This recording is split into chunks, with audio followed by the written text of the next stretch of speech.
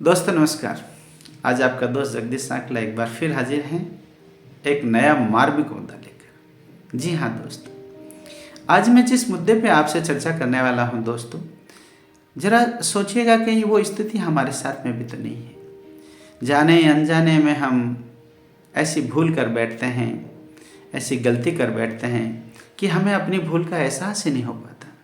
और जब एहसास होता है तो या तो समय निकल चुका होता है या वो व्यक्ति निकल चुका होता है दोस्तों। इसलिए ज़रूर सोचिए, ज़रूर समझिए, ये बहुत मार्मिक बात है। एक पिता के दो पुत्र थे। बड़ा पुत्र बहुत मेहनती था और छोटा पुत्र देखिए, जहाँ पर भी आप देखेंगे वो पिता का लाडला ही होता है। जी हाँ दोस्तों, पिता की मृत्यु के बाद में दोनों भाइयों में संपत्ति का बराबर बंटवारा हो गया। बड़ा तो मेहनती था क्योंकि उसकी आदत थी मेहनत करने की, और छोटा वाला पुत्र यूं कहते दूसरा कि वो विलासी जीवन जीना चाहता था, इसलिए अपनी संपत्ति का बराबर हिस्सा लेकर अलग अपने परिवार के साथ में रहने लगा। और उसके जीवन में बस यही सोच थी कि बस खाओ पियो और मज़े करो। इस खाने पीने के चक्कर में पैसा कैसे विलासितापूर्वक वेस्ट हो रहा था। कुछ ऐसी जगह पर उसने पैसा इन्वेस्ट कर दिया जहाँ से वापस आना मुश्किल था।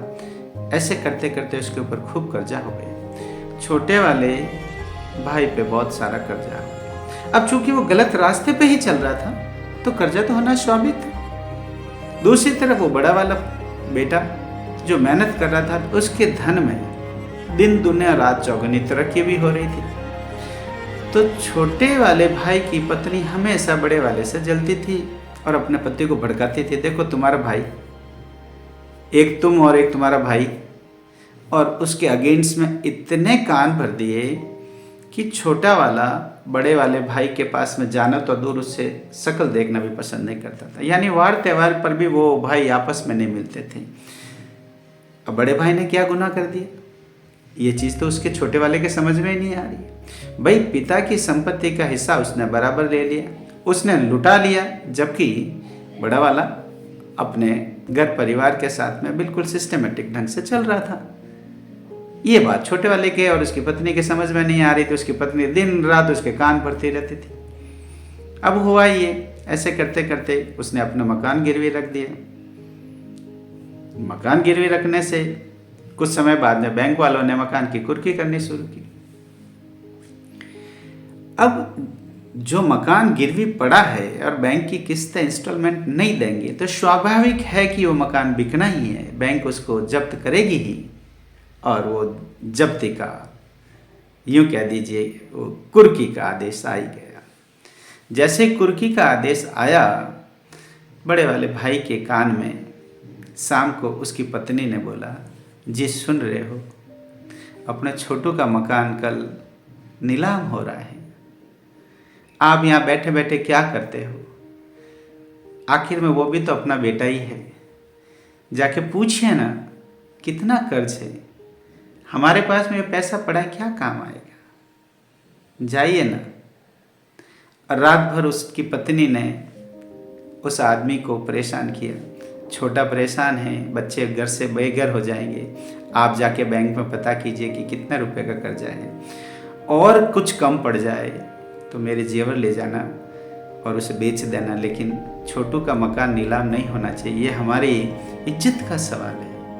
लोग क्या सोचेंगे हमारे बारे में कि बड़े के रहते हुए छोटे का मकान नीलाम हो गया। अगले दिन बड़ा वाला भाई बैंक में गया और पूछा, भाई इसका कितना कर्जा है, और उस कर्ज की रकम अदा कर दी और डॉक्यूमेंट छुड़ा कर ले आया। अगले दिन सवेरे जिस दिन नीलामी थी, बड़ा वाला भाई जाके घर के बाहर, छोटे भाई के घर के बाहर चेयर लेके, कुर्सी लेके दोनों पति पत्नी बैठ गए।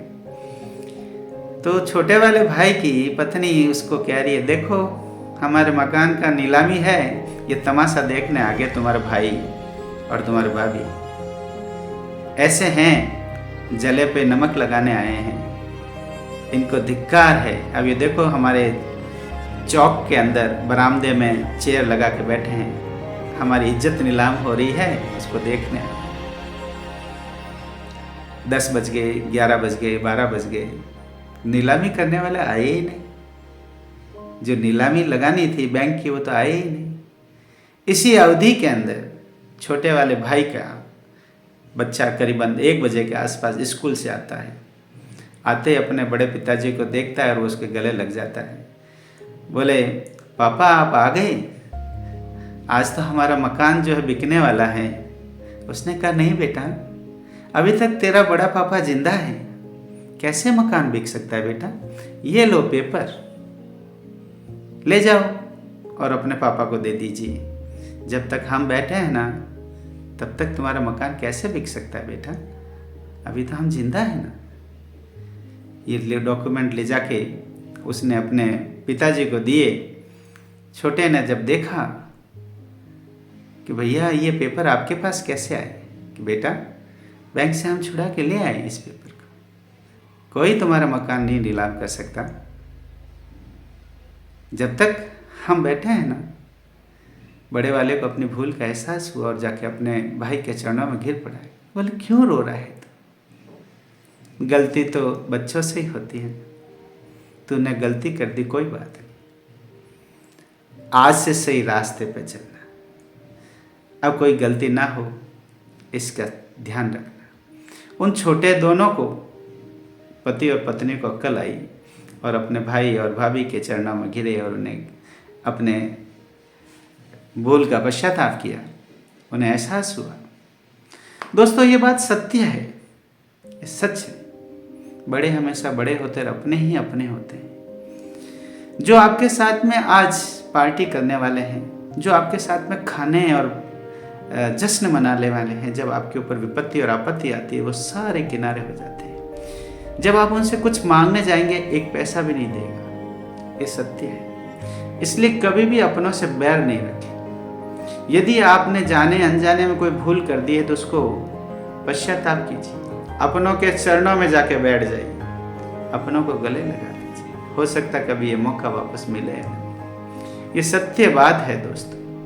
इसलिए सोचिएगा कि हमारे पास में, हमारे घर में, हमारे छोटे के साथ, हमारे बड़े के साथ में तो कहीं ऐसा नहीं है। और यदि कोई बात होती है तो ज़रूर हम उनके कंधे से कंधे मिला के खड़े रहें, क्योंकि गलती किसी से भी हो सकती है। उसको सुधारना, उस भूल को सुधारना, ये हमारा। जी हाँ दोस्तों, ये बात मेरी आपको पसंद आई हो तो ज़रूर अपने दोस्तों में शेयर करें और महसूस करें कि ऐसा किसी के साथ में ना हो, और हम अपनों को कभी गैर ना समझे, पराया ना समझे, क्योंकि अपने ही अपने होते हैं।